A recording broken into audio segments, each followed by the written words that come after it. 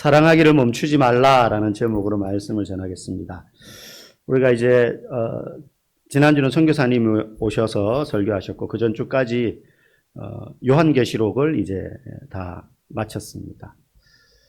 그리고 그 이전에 요한계시록 하기 이전에 저희가 예수님의 공생애 3년 정도의 시간을 복음서를 살펴보면서 순서대로 물론 하나하나 다 뭐 예수님께서 하신 말씀을 다 살펴보지는 못하겠지만 그 예수님의 공생애를 이제 순서대로 쭉 설교를 해왔더랬습니다. 그러다가 이제 요한계시록 설교하면서 좀 멈췄었는데요.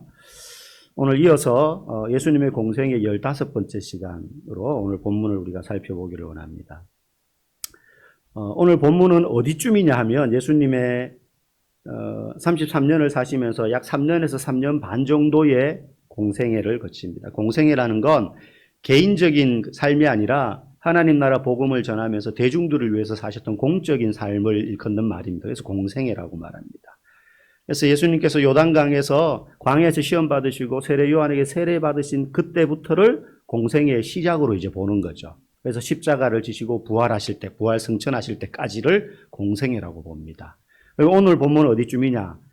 이제 곧 예루살렘 성 안으로 들어가기 직전, 그 근방 어디쯤에 있어요. 이제 나중에 살펴보겠지만 베다니라는 동네 어기쯤에 있습니다.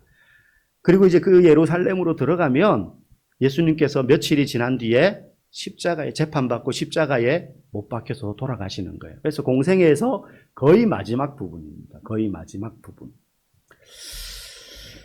많은 사람들이 교회 다니는 사람들을 보면서 저 사람들이 교회 다니는 이유, 그러니까 우리가 교회 다니는 이유에 대해서 교회를 나오지 않는 사람들이 어떻게 생각하느냐 하면 뭔지는 모르지만 예수님께 열심히 기도하고 복을 구하고 그래서 복을 받기를 원해서 저렇게 저 사람들 주일만 되면 교회를 간다.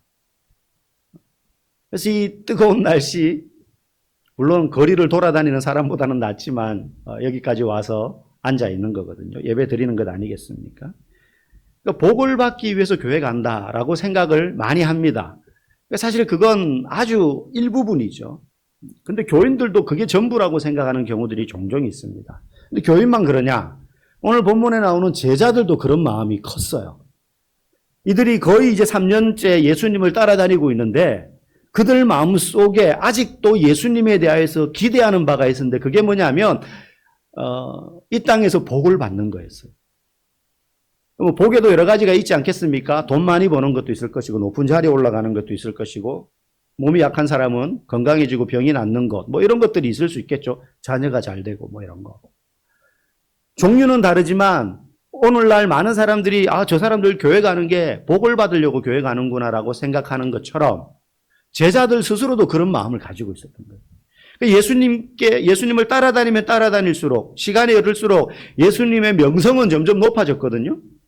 가는 곳마다 예수님 주변에 사람들이 모여드는 게 점점 많아져요. 네.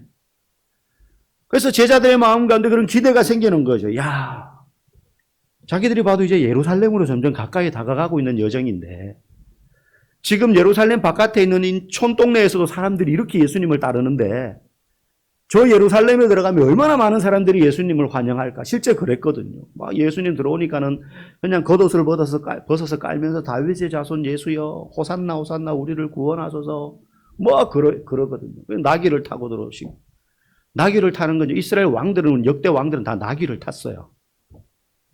막 그렇게 환영을 실제 합니다. 이제 그런 걸 제자들도 기대하고 있거든요. 복을 받고 싶은 거예요. 뭔가 예수님을 통해서. 자기들이 얻고자 하는 바가 있다는 거죠. 오늘 우리처럼. 그런데 오늘 본문을 보면 예수님은 그것과는 전혀 결이 다른 이야기를 하십니다. 이제 십자가를 질 날이 점점 가까워 오고 있다는 걸 예수님은 알고 계시기 때문에 어떤 이야기를 하시는가? 오늘 45절 말씀 마지막 같이 한번 읽어보겠습니다. 인자가 온 것은 섬김을 받으려 함이 아니라 도리어 섬기려 하고 자기 목숨을 많은 사람의 대속물로 주려 함이니라. 아멘. 사실 이 마가복음 8장에서 10장으로 넘어오면서 예수님은 유독 내가 십자가의 고난을 당하고 죽게 될 거야 라는 이야기를 여러 번 말씀하세요. 이미 이전에 3번이나 예수님에게 말씀하셨어요. 8장에서 10장 오늘 본문 오기까지. 그리고 오늘 또 이야기하시는 거예요. 인자가 온 것은 자기 목숨을 많은 사람의 대속물로 주기 위해서다. 내가 이 땅에 온 건 사람들을 위하여 나를 대신 죽게 하기 위해서 왔다는 거예요. 여러분 이건 제자들의 입장에서는 그냥 얼굴이 사색이 될 정도로 놀랄 만한 이야기예요. 왜냐? 지금의 관점에서 생각해 보더라도 우리 주변에 많은 다른 종교들이 있습니다. 불교도 있고 이슬람교도 있고 형태는 조금씩 다르지만 그런 타 종교들이 많이 있어요. 근데 그 타 종교의 창시자 내지는 시조 그리고 그들이 받드는 어떤 신, 섬기는 대상들이 다 있잖아요. 그런 대상들과 예수님이 결정적으로 다른 부분이 바로 이거예요. 타 종교에서 받들어 모시는 어떤 대상, 그게 신이든 인간이든 뭐든 그들이 이야기하는 신앙의 가장 큰 목적은 모범적인 삶을 사는 거예요. 이 땅에서 신이 가르치신 규율대로 순종하면서 착하고 모범적으로 살면 복을 받는다. 이게 이 세상에 있는 모든 종교의 기본 틀이라는 거예요. 그래서 그 가르침대로 살면 복을 받고 그렇게 못 살면 벌을 받는다. 아주 단순화시키면 이거거든요. 근데 실제 뜯어보면 그거대로 잘 살아서 복 받는 경우는 잘 없고 대부분 벌 받아요. 다른 종교를 보더라도 하다못해 그리스 로마 신화를 보더라도 그래요.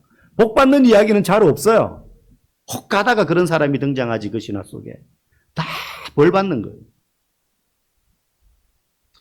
사실 성경에도 그런 이야기는 많습니다. 율법을 주셨죠. 모세를 통해서. 그래서 율법대로 살면 복을 줄게. 이거대로 못 살면 너희들 벌 받아. 하나님 그렇게 말씀하셨어요. 그래서 고대인들, 지금 우리 말고 예수님 당시 시대 2000년, 아니 그 이전 3000년, 4000년 전 그 고대인들의 머릿속에 신이라는 존재는 우리 곁에 다가와서 우리를 도와주고 품어주고 우리와 함께하는 존재가 아니라 저 높은 데 서서 지키고 살아야 될 규율과 법을 주고 난 다음에 이거대로 잘 사는지 내가 두고 볼 거야. 그래서 못 사는 사람들을 찾아내서 징계를 내리고 벌을 내리고 번개를 때리고 심판하는 신으로 고대인들은 다 머릿속에 생각했어요. 하나님도 그런 분이라고 유대인들이 여겼어요. 그래서 두려워 떨면서 막 율법 그랬던 거예요.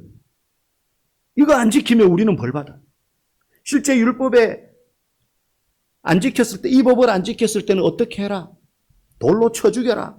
마을에서 내쫓아라. 이런 징계조항들이 나오거든요. 그러니 유대인들은 그런 생각 가지고 있었어요. 다른 모든 그 당시에 다른 종교를 믿는 사람들과 함께 더불어. 그런데 예수님이 이 땅에 오셔서 지금 뭐라고 이야기하세요? 내가 여기에 온 이유는 너희들을 위해서 죽으려고 왔다는 거예요. 이건 다른 어떤 종교에서도 찾아볼 수 없는 모습이에요. 그들이 섬기는 신들, 그들이 추앙하는 종교의 창시자, 누구도 이런 말을 하지 않습니다. 이런 삶을 살지 않아요. 사랑과 순종과 헌신의 삶을 살았다고 하지만 그 사람들을 위해서 자기 목숨을 버리기 위해서 내가 여기 왔다라고 말하지 않아요. 근데 예수님은 오늘 자기는 대속물로 왔다는 거예요. 대속이라는 말은 노예나 죄수의 자유를 내가 사기 위해서 대가를 지불하는 거예요. 노예 시장에 목에 팻말에 노예가 벌거벗은 채로 그 당시에 오래된 이야기도 아닙니다. 미국의 노예제도, 영국의 노예제도, 유럽의 노예제도가 있을 때도 그랬어요. 노예들은 그냥 가축, 말하는 가축이에요. 그래서 벌거벗긴 채로 시장에서 파는 거예요. 여기다 명패 걸어놓고 아프리카에서 납치해 와가지고는 지금 서구 유럽이 중세시대 때 다 그렇게 해서 나라가 부강한 거예요. 그래서 여러분 아프리카 지도 펼쳐놓고 보면 웃겨요. 웃기지도 않아요. 아프리카는 부족이었단 말이에요. 부족으로 이루어진. 한 나라에도 여러 부족이 있었단 말이죠. 근데 2차 세계대전이 끝나면서 아니면 이제 중세 그 노예제도가 점점 사라지고 식민지가 사라지면서 그 아프리카를 지배하고 있던 영국, 프랑스 이런 나라들이 철수하면서요. 자기들이 국경선을 그어주는데 직선으로 그어요. 그냥 이렇게. 그럼 여러분 아프리카 지도 펼쳐놓으면 그 큰 대륙이 땅이요. 전부 네모네요. 네모나게 되어 있어요. 그 부족들이 막 섞여 사는 동네인데 그걸 직선으로 잘라버리니까 어느 순간에 원수 관계인 부족이 한 나라가 되어 있는 거예요. 그러니 그 안에서 치열하게 죽기 살기로 싸울 수밖에 없으니까 아프리카가 지금도 내전이 일어나는 거예요. 그러니까 그 뿌리가 서구 유럽의 그 식민지 정책의 결과예요. 너무 무책임했던 거죠. 어쨌든 그 아프리카 사람들을 노예로 사와가지고는 여기다가 팻말 걸어놓고는 가격을 매기는 거죠. 그럼 그 사람에게 자유를 주려면 어떻게 해야 됩니까? 그 팻말에 적힌 몸값을 지불해야 됩니다. 이건 돈을 지불하면 끝이지만 죄의 노예로 사로잡혀 있는 우리들의 죄값을 치르기 위해서는 돈으로 해결되는 게 아니라 피값이 필요했던 거예요. 그래서 죄의 노예였던 사람을 자유하게 하기 위해서는 누군가가 피를 흘려야 되었던 거예요. 그걸 대속물이라 그래요. 예수님은 자기가 그걸 하기 위해서 왔다는 거죠. 살기 좋은 세상을 만들고 사람들이 좀 더 나은 삶을 살도록 편안하고 복받는 삶을 살도록 이 세상에서 안락하게 살도록 하기 위해서 예수님이 이 땅에 오신 게 아니라 너희들의 죄를 위하여 대신 내가 죽기 위해서 이 땅에 왔다라고 예수님이 말씀하시는데 제자들이 그 말을 온전히 이해할 수가 없는 거예요. 우리는 이제 다 알죠. 그걸 믿습니다. 그런데 이 당시의 제자들과 모든 유대인들은 그런 세계 속에 살지 않았어요. 그러니 예수님이 이렇게 말하는데도 그게 무슨 뜻인지 제대로 이해가 안 가는 거예요. 어떻게 그런 일이 일어날 수 있어? 신이 어떻게 우리를 대신해서 죽으려고 이 땅에 오실 수 있단 말이야. 그건 말도 안 돼. 이렇게 생각하고 있었던 거예요. 근데 예수님은 그래서 여러 번 그 말씀을 하시는 겁니다. 여러분, 예수님이 십자가에서 죽으신 이유는 단 하나예요. 하나님이 우리를 사랑하셨기 때문입니다. 근데 여러분, 제가 질문 하나 해볼게요. 제가 이 말씀을 준비하면서 묵상을 하면서 예수님이 십자가에서 우리를 대속하기 위해서 죽으신 건 하나님이 우리를 그만큼 사랑하셨기 때문인데, 그러면 질문, 하나님은 과연 우리와 예수님 중에 누구를 더 사랑하셨을까? 예수님은 하나님의 아들이시고 우리는 그 아들을 대신해서 건져낼 대상이었어요. 그렇게 하셨죠. 그럼 과연 하나님은 예수님과 우리들 중에 누구를 더 사랑하셨기 때문에 그런 일을 하셨을까요? 우리를 더 사랑하셨을까요? 예수님을 더 사랑하셨어요. 어떻게 알 수 있느냐? 만약에 하나님이 예수님보다 우리를 더 사랑하셨다면 우리를 구원하기 위해서 예수님을 죽게 하시는 것이 그리 어려운 일은 아니었을지도 몰라요. 힘든 일이지만 왜? 더 가치 있는 것을 위해서 덜 가치 있는 걸 희생하는 거니까 할 수 있잖아요. 여러분 사업하거나 여러분들도 우리도 인생을 살 때 더 중요한 뭔가를 위해서 내게 있는 이게 귀중하지만 이게 더 가치 있으면 어떻게 합니까? 이거를 사용하죠. 대가를 지불합니다. 그래서 이걸 얻습니다. 경매 물품을 찾아다니는 사람이 딱 봤는데 자기가 볼 때 이 물건의 가치가 어마어마해. 자기는 알아봐요. 그러면 자기 전 재산을 팔아서라도 이걸 사지 않겠어요? 만약에 하나님이 예수님보다 우리를 더 사랑하셨다면 예수님을 그렇게 십자가에 내어놓으시는 게 어려운 일이시겠지만 불가능한 일이거나 뭐 이해하지 못할 일은 아닐 수 있어요. 그런데 도무지 납득할 수 없는 그 사랑은 분명히 우리보다 예수님을 하나님은 더 사랑하셨다는 거예요. 그럼에도 불구하고 우리를 위해서 가장 귀한 자기 아들을 십자가에 대속물로 내어주셨다는 것입니다. 그래서 그 사랑은 신비고 이해할 수 없는 사랑이에요. 여러분 그렇게 하실 수 있겠습니까? 그렇게 하실 수 있겠어요? 더 값어치 있는 것 그거라면 할 수 있지만 그렇지 않은데 더 가치 있는 내 것을 그것을 얻기 위해서 사용하고 희생한다? 우리의 상식으로는 생각할 수 없는 일이에요. 그래서 요한복음 15장 13절에 예수님이 이렇게 말씀하셨어요. 사람이 친구를 위하여 자기 목숨을 버리면 이보다 더 큰 사랑이 없다. 아무리 친구가 좋아도 자기 목숨을 그 친구를 위해서 대신 내어놓는다? 그걸 뭐 유형의 가치로 이렇게 달아볼 수는 없으나 상식적으로 생각해도 친구 목숨보다 내 목숨이 더 가치 있잖아요. 그런데 예수님이 이렇게 말씀하신 이유는 자기가 그걸 하기 위해서 왔다. 가장 큰 사랑은 자신의 가장 귀중한 것을 덜 귀중한 것을 위하여서라도 내어줄 수 있는 것입니다. 아이를 키우면서 모든 부모들이 그런 것을 느끼겠지만, 경험하지만 힘든 일들이 한두 가지가 아닙니다. 네.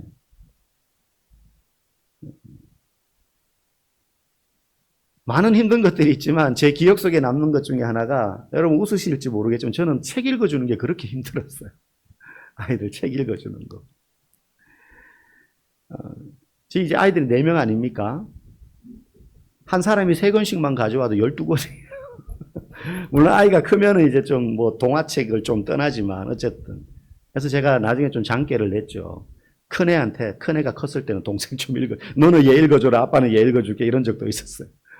너무 많이 읽어야 되니까 밤에 이제 자기 전에 꼭 읽어달라 그래요. 막 저는 피곤한데 내일 새벽 예배 나가야 되는데 애들은 막 잠 오는데도 책을 읽어달라는 거죠. 그리고 또 애들이 한 번 읽고 마는 게 아니라 재밌는 책, 지가 좋아하는 책은 막 계속 읽어달라 그래요. 끝나지 않는 네버엔딩 스토리가 계속되는 거죠. 최근에 이제 제가 예전에 아이들 책 많이 읽어줬는데 그래서 개수를 정해요. 2권만 읽자 오늘은. 그렇게 하고 제목은 했는데 뭐 책이 제목은 기억이 안 납니다. 많이 읽어주긴 했는데. 근데 제가 그래서 설교 준비하면서 찾아봤어요. 요즘 애들이 좋아하는 책은 뭘까? 뭐 쭉 있는데 알라딘 인터넷에 좀 들어가서 검색하니까 그 유아 책 중에 이런 책 제목이 있어요. 슈퍼히어로의 똥 닦는 법. 아이들 책에 그렇잖아요, 보면 제목이. 이게 무슨 책이야, 뭐 말도 안 되는 이야기들이 막 동화책이니까. 근데 그게 애들은 재미인데 저는 재미가 있겠어요, 없겠어요? 한 개도 재미가 없잖아요. 그러니까 읽어주기 싫은 거죠, 힘든 거예요. 네. 뭐 책 읽는 것 뿐이겠습니까? 똥오줌 가려줘야 되지, 목욕시켜야 되지, 세수시켜야 되지, 먹여줘야 되지, 양치질 해줘야 되지, 공부 가르쳐야 되지. 참 자녀를 키우는 게 저절로 되는 게 하나도 없어요. 부모가 희생하지 않으면 그 자녀는 제대로 된 사람으로 자랄 수가 없습니다. 적어도 한 20년 넘게 아이 한 명당. 네. 제 지금 막내가 이제 중학교 1학년이거든요. 아직까지도. 적어도 아이 한 명당 한 20년 넘게 부모가 자신을 포기해야 반듯한 성인으로 그나마 자랄 수 있는 거예요. 그래서 힘들다고 부모가 아이 양육하기를 그만두면 그 애는 어떤 인간이 되느냐? 또라이 되는 거예요. 또라이, 이상한 인간 되는 거예요. 부모가 희생하거나 자녀가 희생하거나 둘 중 하나여야 되는데 자녀를 희생시킬 수는 없잖아요. 부모가 잠시의 고통을 참든가 아니면 자녀가 평생 고통 속에서 삶을 낭비하든가 둘 중 하나인데 답은 뻔하죠. 진정한 사랑은요, 대신 희생하는 거예요. 대신. 부모라고 자기 삶이 왜 중요하지 않겠습니까? 여러분, 우리가 누군가를 사랑하고 섬기기 위해서 희생이 뒤따르는데 아무런 부족함이 없는 사람을 사랑하는 데는 희생할 필요가 없습니다. 그 사람이 내 것을 요구하지 않아요. 원하지 않아요. 찾아가서 사귀기만 하면 나도 이익이 생겨요. 그런 거는 사랑이 아니고 어렵지 않아요. 네. 돈 많고 잘 나가서 부족함이 없는 친구, 그 사람과 친구가 되는 데는 어려움이 없어요. 나에게 불이익이 없어요. 희생할 필요도 없습니다. 하지만 가난하거나 힘들거나 병들거나 공경에 빠진 사람들, 마음의 상처를 안고 살아가는 사람들, 그런 사람들을 사랑하려면 희생이 따릅니다. 내 마음에 출혈이 있고요, 시간의 허비가 있고요, 물질의 희생이 없이는 사랑할 수가 없는 거예요. 병원에 있는 환자들을 신방가고 사업에 실패한 사람들과 상담하고 실직한 사람들을 위하여 기도하고 이혼해서 혼자 된 사람들을 만나서 함께 예배드리고 그들의 인생의 이야기를 들어주면 그런 일을 하기 위해서 헌신한 목사임에도 불구하고 사람인지라 힘이 들고 진이 빠질 때가 있어요. 네. 감정적으로 힘들어도 귀 기울여 줘야 되는데 그게 쉽지 않다는 거죠. 그런데 그런 희생이 없으면 사랑이 전해지지 않고 흘러가지 않습니다. 나의 기쁨을 포기해야 돼요, 어느 정도. 무언가 부족함이 있고 아픔이 있고 상처가 있는 사람을 사랑하려면 자기 희생과 대가가 뒤따르게 되어 있습니다. 사랑하기 위해서는 희생과 대가가 뒤따른다는 거예요. 성경 다음으로 이 세상에서 많이 읽혀진 책들이 몇 권이 있는데 그 중에 하나가 해리포터 이야기라는 책. 아이들이 굉장히, 저희 집 아이들이 굉장히 좋아합니다. 사실 저는 그 책, 그 이야기 별로 그렇게 뭐 재밌진 않아요. 아이들 이야기 같아서. 근데 이게 영화로도 많이 만들어졌거든요. 거기 보면 이런 장면이 나와요. 그 주인공인 이제 아이 해리포터를 대적하는 볼드모트라는 사악한 존재가 있어요. 악한 마법사예요. 근데 이 볼드모트가 해리를, 이 주인공 아이를 죽이려고 항상 해요. 근데 어느 날 이제 그 부하가 해리를 공격하려고 해리의 몸에 손을 탁 댑니다. 근데 대려고 하는데 오히려 막 이 부하가 막 극심한 고통을 당하는 거예요. 뭔가 보호막 같은 게 있는 것처럼. 그때 이 해리가 자기의 마법사 스승인 덤블더 교수에게 이렇게 묻습니다. 왜 그가 저를 만지지 못했죠? 그때 이 덤블더가 이렇게 말합니다. 너의 엄마가 너를 구하기 위해서 죽었단다. 네 어머니의 사랑처럼 강한 사랑은 흔적을 남겨. 상처가 아니라 눈에 보이지 않는 깊은 표시야. 그런 깊은 사랑을 받으면 영원한 보호막이 생기지. 여러분, 그런데 하나님은 그 어떤 부모의 희생과 사랑보다 더 사랑이 충만하신 사랑의 근원이세요. 그분이 뭐 볼드모트, 사악한 마법사 뭐 이런 정도가 아니라 궁극의 악과 죄를 해결하기 위해서 대신 죽어주셨어요. 자녀를 위하여 이 해리의 어머니가 자기 아들을 위하여 대신 죽어주었을 때 보호막이 생겼다는 이 이야기의 내용처럼 우리의 죄의 문제를 해결하기 위해서 하나님이 자기 아들 예수 그리스도를 대신 죽게 하심으로 말미암아 우리 안에 그 십자가의 깊은 표시가 생겼다는 거예요. 그래서 바울은 내 몸에 예수의 흔적을 지녔다라고 이야기해요. 내 몸에 예수의 흔적을 지녔다. 여러분, 죄는 우리가 모른 채 한다고 없어지는 게 아닙니다. 그냥 용서할게 한다고 그렇게 말한다고 해서 죄가 갑자기 사라지거나 회복되는 게 아닙니다. 하나님이 세상을 창조하실 때에도 빛이 있으라 말씀하셨을 때 빛이 생겼어요. 근데 죄는 없어져라 한다고 없어지는 게 아니에요. 용서야 이루어져라 한다고 해서 용서가 이루어지는 게 아니에요. 그렇게 간단한 게 아닙니다. 죄를 해결하려면 대가가 있어야 됩니다. 하나님조차도 대가를 치르셔야 돼요. 그것도 비싼 대가. 자기 아들을 죽이는 대가. 예수님이 지금 제자들에게 내가 온 것은 많은 사람들을 위하여 내 목숨을 대속물로 주기 위해서 왔다라는 건 이런 이야기인데 그걸 3번이나 이야기했는데도 제자들이 제대로 못 알아먹어요. 그래서 못 알아들은 제자들이 예수님께 무엇을 요청하느냐? 35절, 36절 읽어봅시다. 세베대 아들 야고보와 요한이 주께 나와 여짜오되 선생님이여 무엇이든지 우리가 구하는 바를 우리에게 하여 주시기를 원하옵나이다. 이르시되 너희에게 무엇을 하여 주기를 원하느냐. 여기 보면 우리가 구하는 바를 우리에게 하여 주시기를 원하옵나이다. 이 말은 예수님 우리가 원하는 것을 들어주셨으면 좋겠습니다. 뭔가 요청하는 거예요. 소원이 있는 거예요. 예수님께.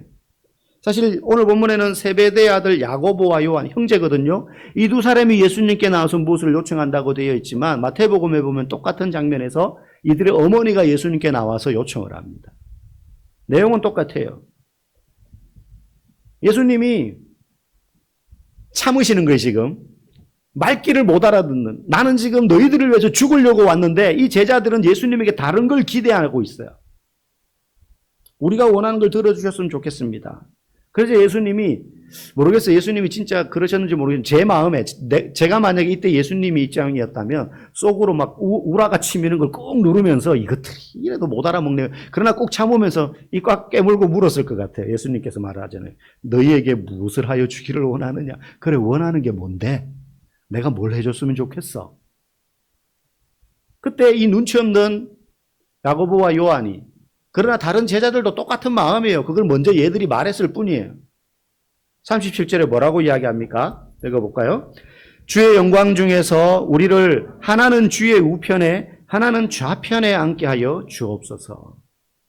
예수님이 영광의 자리에 오르실 때에, 여기서 영광의 자리라는 건 왕의 자리에 오르실 때예요. 하늘나라 이런 거 아니에요. 제자들의 마음속에는. 이 세상의 왕이 되실 때에. 그때 우리를 우의정 좌의정에 앉혀달라는 거예요. 하나는 주의 우편에 하나는 주의 좌편에.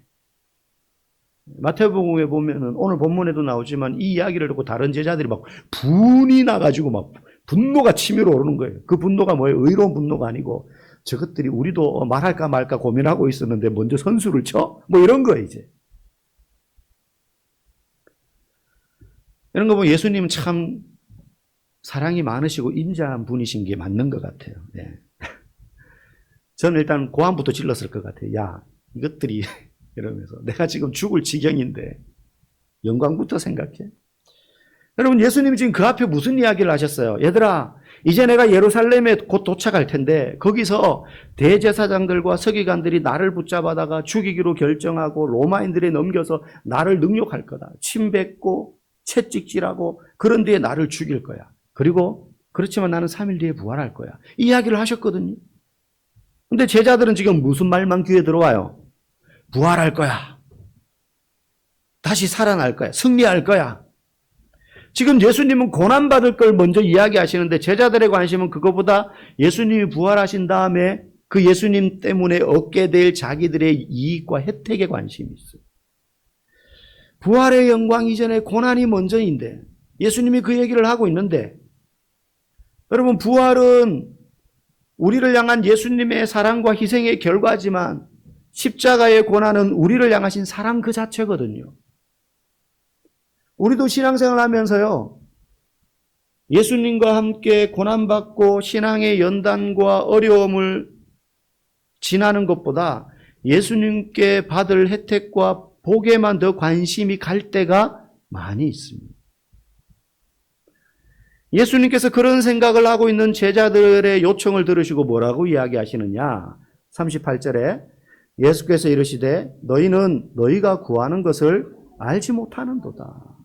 야, 니네들 지금 너네 영광 받을 걸 먼저 생각하면서 나한테 뭐 우편 좌편 달라고 이야기하는데 정신 차려. 뭘 좀 알고 이야기해라.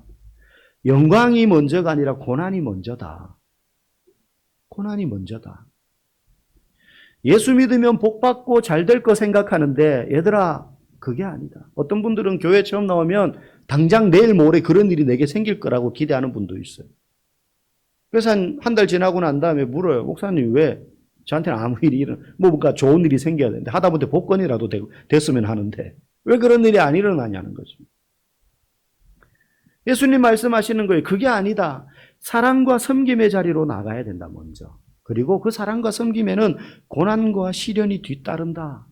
예수님이 대속물로 주는 건 사랑과 섬김의 자리로 나가는 거예요. 근데 그렇게 사랑과 섬김의 삶을 살려면 십자가의 고난이 뒤따른다. 그걸 지금 예수님이 말씀하시는데 제자들은 그거는 모르겠고 예수님 나중에 결과적으로 잘 되실 때 그때 우리를 기억해 주십시오. 그거 이야기하고 있기 때문에. 그래서 예수님이 43절과 44절에 이야기하십니다. 읽어보겠습니다. 너희 중에 누구든지 크고자 하는 자는 너희를 섬기는 자가 되고 너희 중에 누구든지 으뜸이 되고자 하는 자는 모든 사람의 종이 되어야 하리라. 영광의 자리에 앉아서 환호와 박수를 받으려고 하지 마라. 오히려 다른 사람을 섬기는 사람이 되어라. 내가 지금 너희를 위해서 그런 자리로 가려고 하는 거 아니냐. 너네도 종이 먼저 돼야 돼. 여러분, 제자들은 예수님이 영광 중에 계실 때에 우리를 한 사람은 우편에 한 사람은 주의 좌편에 앉게 해주십시오. 그들이 생각하는 영광은 어떤 겁니까? 이 세상의 왕의 자리, 영화로운 자리에 앉는 겁니다. 근데 예수님이 가장 영광스러우셨던 순간이 언제냐? 예수님이 어떤 순간에 하나님의 정의와 영광을 가장 분명히 드러내셨는가? 예수님이 어디서 하나님의 사랑과 그 영광을 가장 극명하게 드러내셨는가? 십자가에 계실 때.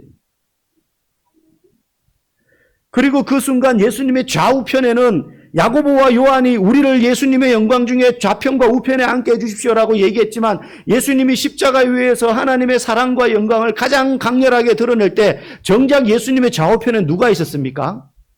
강도들이 있었어요. 가장 천한 사람들, 가장 손가락질 받는 사람들, 아무도 가까이 하려고 하지 않는 사람들, 가장 영광스러우신 순간에 예수님은 가장 비천한 사람과 함께 비천한 모습으로 계셨어요. 예수님이 우리에게 무엇을 자꾸 이야기하시는지 아시지 않겠습니까? 그래서 예수님이 지금 말씀하시는 거예요. 누구든지 으뜸이 되고자 하는 자는 모든 사람의 종이 되어야 된다. 세상의 권세자들은요, 권력과 통제로 사람들을 다스려요. 힘과 부와 연줄이 있어야 자기 뜻대로 살 수 있다고 생각해요.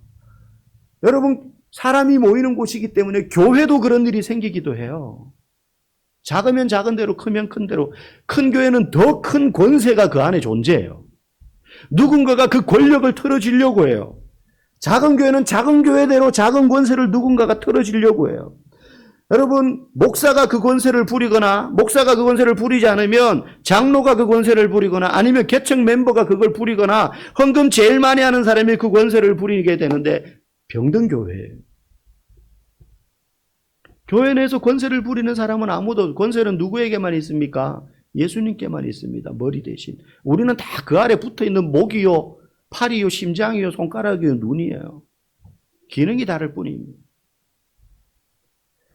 예수님은 너네 교회 내에서 그런 사람 되려고 하지 말고 섬기는 자가 되어라. 종이 되어라. 사랑하라는 거예요. 섬기기 위해서는 자기 자신을 희생하고 내어놓아야 돼요. 대가를 지불해야 됩니다. 예수님이 우리를 위해서 자신을 대가로 지불한 것처럼. 최근에 어떤 기사 내용을 봤어요. 젊은 부부인데, 젊은데 30대인데 아내가 암에 걸린 거예요. 근데 남편이 이혼하자고 이혼 요청을 했어요. 아내한테. 그러니까 아내 입장에서 막 뭐라고 말은 못하죠. 근데 너무 억울한 거예요. 남편의 변이 이혼하자고 요청하는 이유가 이래요. 네 병수발 하다가 내 인생은 어떡하려 그래. 나도 내 인생이 있는데 나을지 안 나을지도 모르는 네 암 고치기 위해서 내가 병수발 하다가 내 인생 다 헛되게 날리면 어떡하냐 이거예요. 참 비정하죠. 참 비정하죠. 많은 사람들이 부부가 되었는데도요, 자기중심적으로 살아요. 상대를 위해서 돈을 벌고 쓰지를 못해요. 내 돈은 내 돈이고 네 돈도 내 돈이고 서로 그런 생각을 하는 경우들이 있는 것 같아요. 부부싸움하는 이유도 그런 자기중심성 때문 아니겠습니까? 네가 나한테 맞춰라는 생각을 둘 다 하고 있는 이상 끊임없이 그럴 수밖에 없어요. 대신 상대를 위해서 살면 탓할 이유가 없죠. 돈을 벌고 쓰는 것도 상대를 위해서. 자녀들 교육하는 것도 나를 위해서가 아니라 그 자녀가 다른 사람들을 위해서 그 인생을 살아가도록 교육해야 되는 거죠. 그럼 이 세상에 지금 교회나 성도의 숫자가 줄어들어서 걱정이라고 많은 사람들이 이야기해요. 여러분, 그게 문제가 아닙니다. 교회의 숫자가 주는 게 문제고 성도가, 기독교 인구가 줄어드는 게 그게 우리가 걱정해야 될 문제가 아닙니다. 다른 사람들을 사랑하기 위해서 자신을 희생하고 섬기는 성도가 적어지는 것이 우리가 걱정하고 기도해야 될 문제인 것입니다. 교회가 커지고 성도가 많아져서 세상에 영향을 끼치자 하는 시대는 끝났어요. 그런 사람은 1000명, 10,000명 중에 한 명이 나오는 거예요. 예수님을 바라보는 그런 마음으로 세상을 향하여 먼저 교회 내에서 사랑과 섬김으로 영향력을 끼치는 것입니다. 작지만 내 이웃을 내 몸과 같이 사랑하고 여러분 옆에 있는 성도들을 오늘 그 집사님은 왜 못 나왔지? 다리가 아프다는데 어디가 힘들다는데 전화해 보는 거예요. 집사님 기도할게요. 힘내세요. 그렇게 말하고 잊어버릴 상 치더라도 전화해서 기도하겠다고 이야기하는 거예요. 여러분, 그렇게 사랑은 크고 어렵고 힘든 일이 아닙니다. 희생 없는 사랑은 없습니다.